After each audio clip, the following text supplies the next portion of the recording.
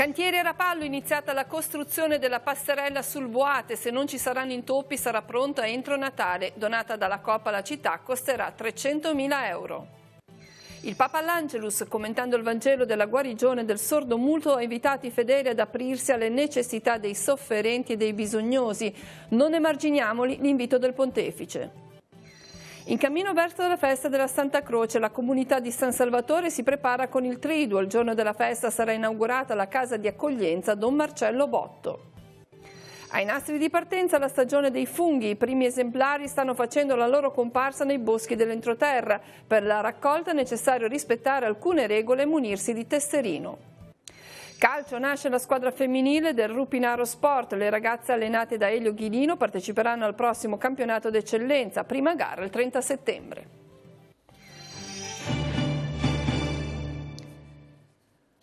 Buongiorno a tutti e ben arrivati al TG13. Prosegue la stagione dei cantieri a Rapallo. Sono giorni importanti questi, con la città che vede l'apertura di nuove opere pubbliche importanti ed attese, come quello per la costruzione della passerella pedonale sul torrente Boate, che ha preso il via proprio oggi. A breve partirà anche la riqualificazione dell'area della stazione. Qui, per la precisione, sulla terrazza che si affaccia sulla piazza Molfino, sarà installato un oggetto unico al mondo che sarà sperimentato proprio a Rapallo. Sentiamo.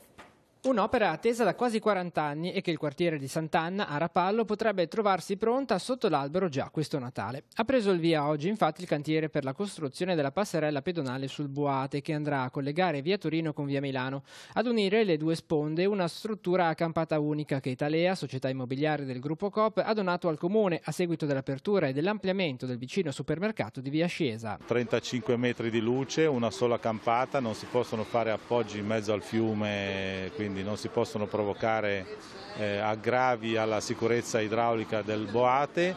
Bisogna realizzarlo per questa stessa ragione a circa 1,50 m di quota sopra il piano di calpestio dove siamo oggi. Un'opera che collega una parte della città alle scuole. Sapete che nella zona di Sant'Anna esistono istituti scolastici molto frequentati, alle banche, a molti esercizi commerciali.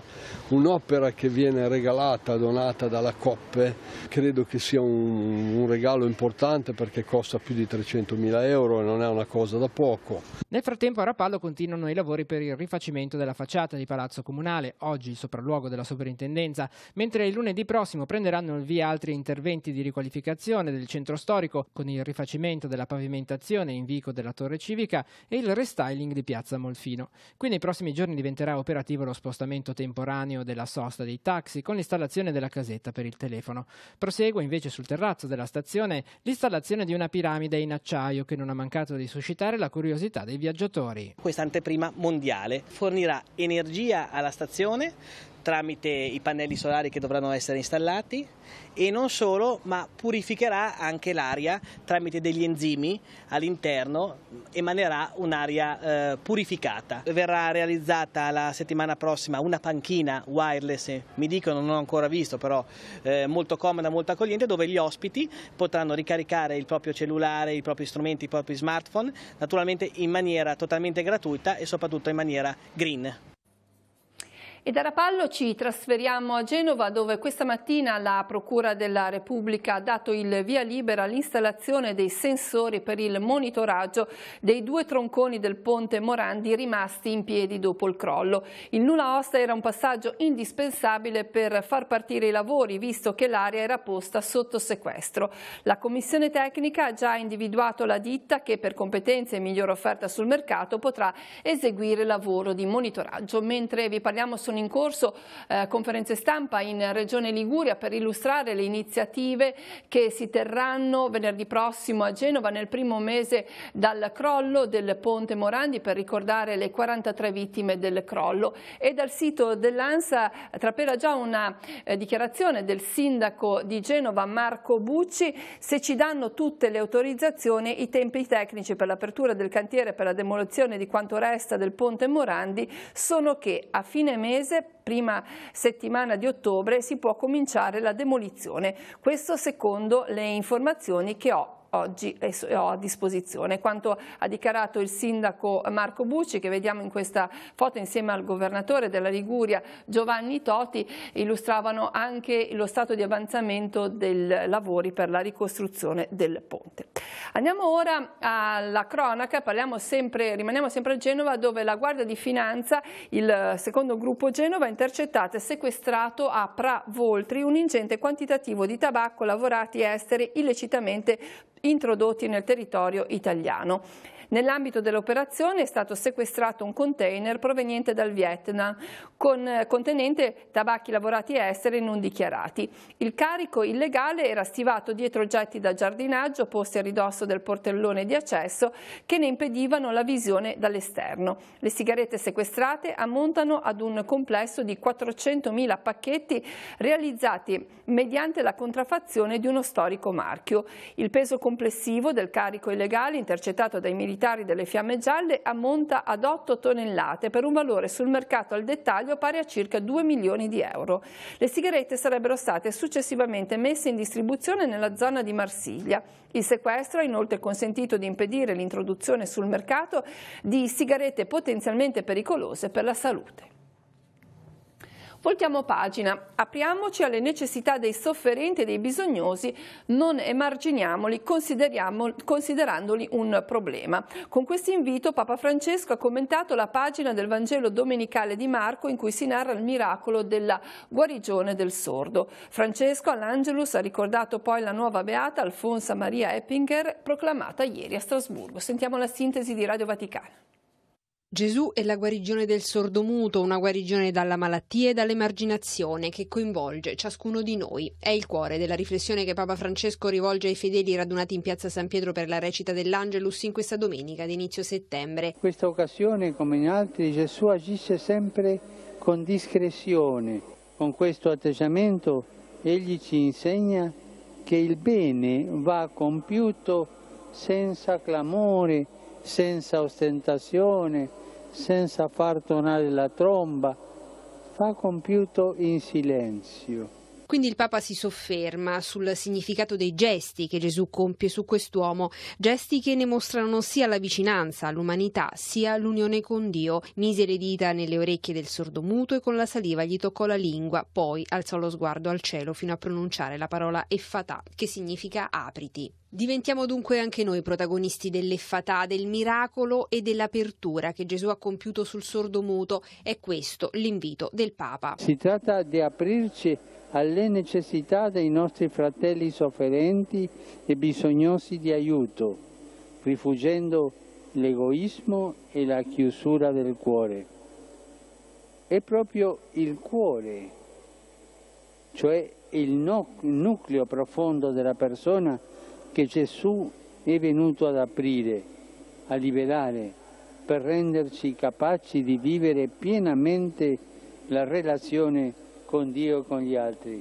Poi, al termine della preghiera mariana dell'Angelus, il Papa ha menzionato le celebrazioni e le iniziative dedicate alla famiglia in corso al santuario di Loreto, in occasione della festa della Natività di Maria, e ha poi chiesto un applauso di saluto per la nuova beata proclamata oggi a Strasburgo, Alfonsa Maria Eppinger, fondatrice delle Suore del Santissimo Salvatore.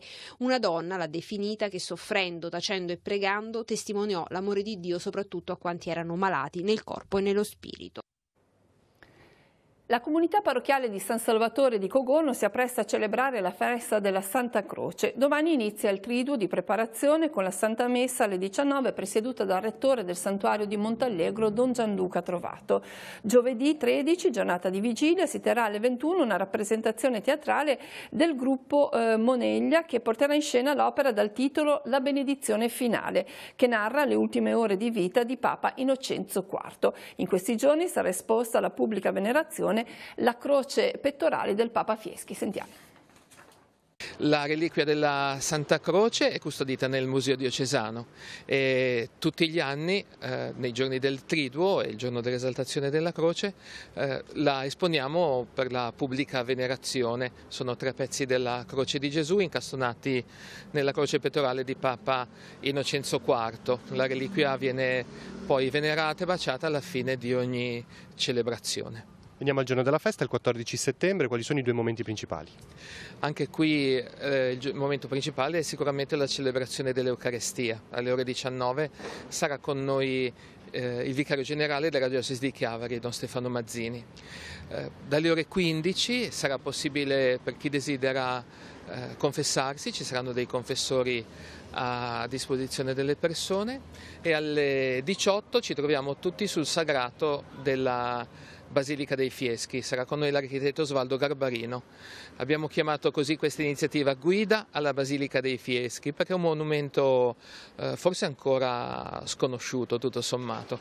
Osvaldo Garbarino ci guiderà in un percorso sia spirituale sia storico. Partiamo alle ore 18 dal sagrato e poi ci guiderà lui agli esterni della Basilica e poi al suo interno. Ancora un passaggio, dopo la messa delle 19 ci sarà un momento particolare, che cosa accadrà? Usciremo dalla chiesa per andare nei locali della casa di accoglienza che abbiamo approntato in 2 anni.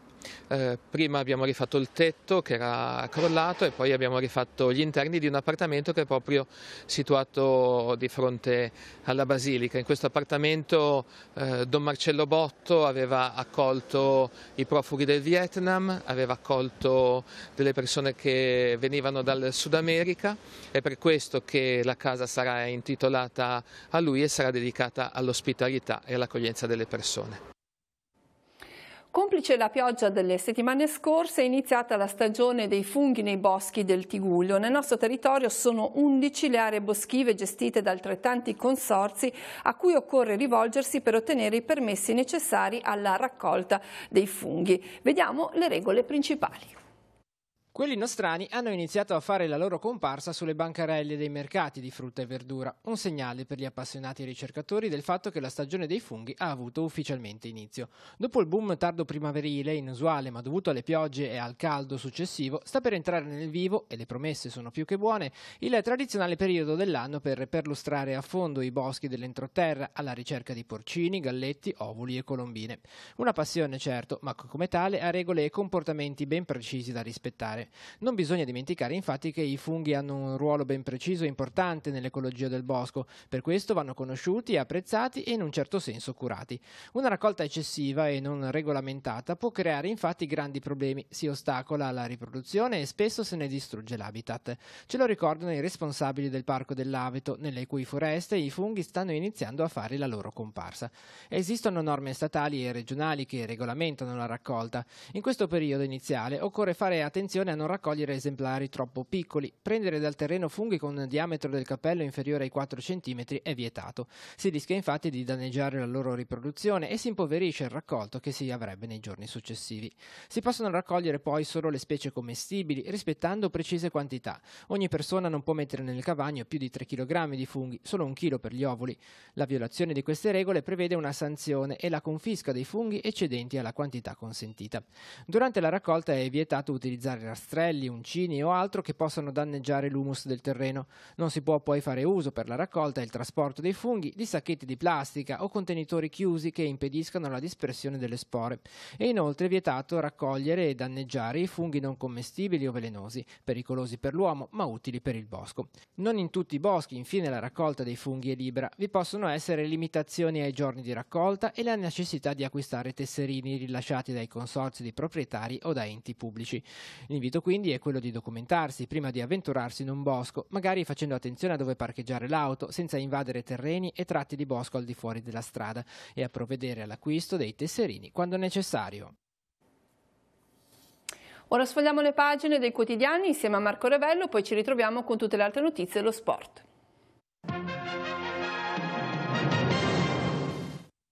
Parte la sfida sui negozi chiusi la domenica, titola così il Corriere della Sera. Di Maio per lo stop no dei centri commerciali, e c'è un commento del vice direttore del Corriere Pierluigi Battista: diritto al riposo non per tutti, ci sono disuguaglianze tra i lavoratori. Tra i migranti in Libia, in migliaia verso l'Italia, Salvini con le attuali regole 80 anni per i rimpatri, il reportage. E poi l'epidemia del bresciano, polmonite, allarme a scuola, salgono a 138 i casi di polmonite, con l'apertura delle scuole cresce la paura del contagio. E poi in Svezia, sovranisti vicini al 20% ma non sfondano, l'avanzata dell'ultradestra svedese.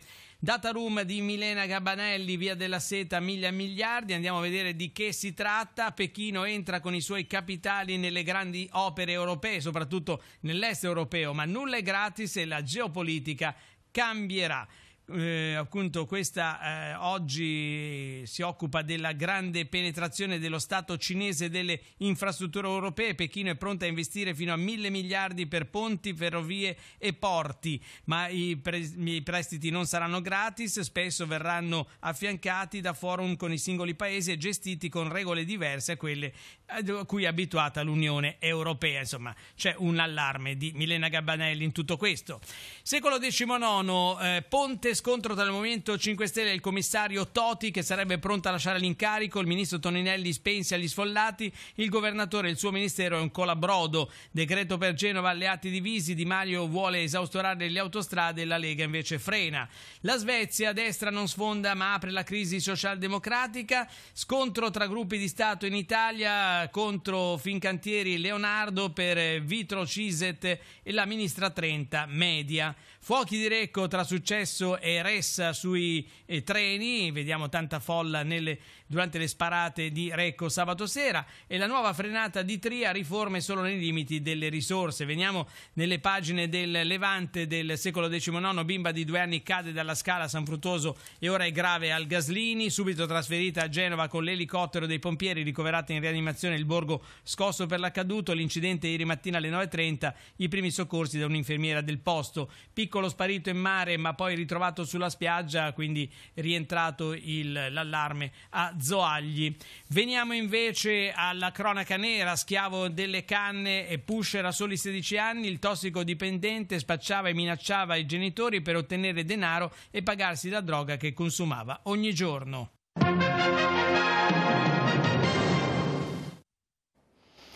Andiamo in redazione per le ultime notizie. Per noi oggi Andrea Capitani. Grazie Cristina, buongiorno a tutti. Andiamo a Seste Levante. Preoccupa Riva Trigoso, in particolare la situazione della strada pedonale di collegamento tra la frazione Rocche di Ginestra con via Monsignor Vattuone. Qui da quasi 15 anni è attiva una frana che nel corso degli anni ha visto interventi di consolidamento. Alcuni residenti negli ultimi tempi hanno riscontrato profonde fenditure lungo la strada pedonale che porta alla frazione. Si è fatto portavoce della preoccupazione il consigliere comunale Marco Conti, che ha presentato un'interrogazione in cui chiede all'amministrazione quali verifiche siano state fatte a proposito e quali siano le condizioni di sicurezza anche sul parcheggio pubblico sottostante. Queste sono le foto della situazione appunto della pedonale che porta da via Monsignor Vattuone alla frazione Rocche di Ginestra.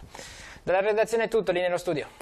Grazie, passiamo ora allo sport, iniziamo con il calcio e andiamo a vedere il risultato purtroppo negativo per la Lavagnese, maturato ieri nell'incontro valido per la Coppa Italia, una gara da dimenticare per la Lavagnese, incappata in una giornata negativa nel turno di Coppa Italia contro il Savona. Gli uomini diretti da mister Tabiani sono stati sconfitti per 5-0 dagli avversari, impeccabili in ogni situazione. Pochissime le occasioni per i bianconeri che sulle scarse conclusioni importano sempre trovato il reparto difensivo bianco-blu pronto ed attento. Le reti all'8° del primo tempo di Bacigalupo, all'11° Bartolini, al 43° e al 65° Tognoni ed infine all'89° Virdis, subentrato al 59° di gioco a Piacentini. Il cammino in Coppa Italia per la Lavagnese finisce così, ma già domenica prossima ci sarà l'occasione per riscattarsi contro un'alta compagine che mira al salto di categoria, ovvero l'Unione Sanremo. È stata presentata ufficialmente la nuova squadra femminile dell'Associazione Rupinaro Sport di Chiavari. La formazione, allenata da Elio Ghilino, parteciperà al prossimo campionato di eccellenza di Liguria Basso Piemonte. Le ragazze ormai da giorni hanno iniziato la fase di preparazione atletica e debutteranno in campionato il prossimo 30 settembre. Un altro impegno in più, ma mi sembra ripagato già da tanta soddisfazione. Assolutamente sì, anche quest'anno è l'anno in cui abbiamo deciso di aiutare queste ragazze a giocare, abbiamo creato la squadra femminile, doveva essere secondo i nostri piani un anno di consolidamento e invece siamo trovati a lavorare tutta l'estate per dar vita a questa nuova squadra. Questa sera abbiamo presentato e siamo molto soddisfatti e molto contenti. La società è sta dando tutto quello di cui abbiamo bisogno, soprattutto il sostegno e anche diciamo materiale e tante altre cose, ma soprattutto il sostegno, cosa che nel calcio femminile non sempre è facile trovare. Qui invece abbiamo un ambiente che ci aiuta a lavorare ancora meglio, siamo coinvolti proprio al 100% in questa nuova avventura e speriamo anzi siamo sicuri di fare bene. Io personalmente sono sicuro che riusciremo a fare bene. Non cerchiamo il risultato, cerchiamo la crescita sia delle ragazze per quello che riguarda la vita e sia quello nell'ambiente sportivo sotto l'aspetto calcistico, che sappiano più o meno dare 2 calci al pallone, ma quello lo sanno già fare più che bene, direi. Perché sulla maglietta la conchiglia? Il logo del Rupinaro Sport, quando è nato, l'abbiamo scelto perché intanto noi siamo la parrocchia di San Giacomo di Rupinaro e San Giacomo ha come simbolo la conchiglia, allora abbiamo preso spunto da lì. E la conchiglia perché è un simbolo battesimale, cioè contiene all'interno l'acqua che si usa anche per i battesimi, contiene all'interno la perla preziosa che è la grazia di Dio. E l'abbiamo messo nella squadra perché al di là di quelli che possono essere anche le durezze della partita di pallone, delle difficoltà che ci possono essere, dentro sia sempre custodita la preziosità dei rapporti, delle persone, del rispetto, della ragione più bella per la quale si può giocare e fare sport. Le interviste realizzate in occasione della presentazione della squadra femminile del Rupinaro Sport saranno proposte domani sera alle 21:10 su Telepace 1 al canale 15 nell'ambito della rubrica Si può dare di più. Concludiamo con la pallanuoto femminile A2. La giocatrice della Rapallo Pallanuoto Giulia Fiore passa alla Cosma Vela Ancona. La Fiore si trasferisce nelle Marche sia per la pallanuoto sia per motivi di studio. Ha scelto come destinazione Ancona proprio per la possibilità di giocare in Serie A2 con la squadra di Milko Pace e quella di studiare all'università. Giulia Fiore vanta numerose affermazioni a livello giovanile sia in Under 17 sia in Under 19, medaglia d'oro nazionale per il Rapallo con entrambe le categorie nel 2015 e nel 2018, così come con la rappresentativa della Liguria con cui ha vinto il trofeo delle regioni nel 2016. Si conclude così questa edizione del TG13, l'informazione di Telepace ritorna questa sera alle 19:15, alle 20:30 e alle 22:45. Grazie a tutti dell'attenzione e buon proseguimento di giornata.